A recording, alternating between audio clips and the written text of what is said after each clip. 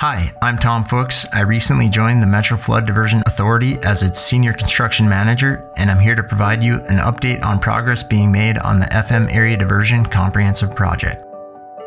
The project marked a big milestone this month as our public-private partnership developer, the Red River Valley Alliance, broke ground on the 30-mile-long stormwater diversion channel. ASN constructors recently mobilized roughly $50 million worth of equipment, which was purchased locally to start construction. ASN, which is the design and construction arm of the Red River Valley Alliance, is now stripping topsoil and establishing access for preliminary work near the diversion outlet, which is north of Fargo near Argusville, North Dakota. Over the next 4 years, the team will excavate about 45 million cubic yards of material.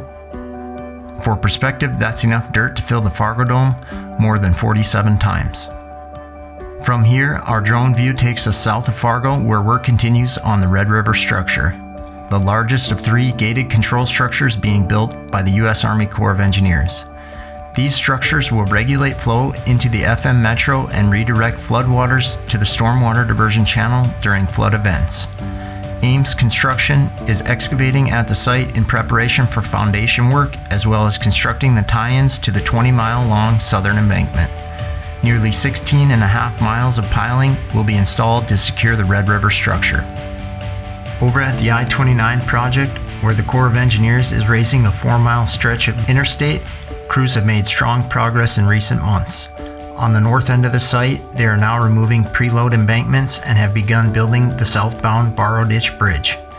Upon completion, the southern embankment will connect to the north end of the Borrow Ditch bridges, and the bridges will allow floodwaters to pass under I29 on its way to the diversion channel.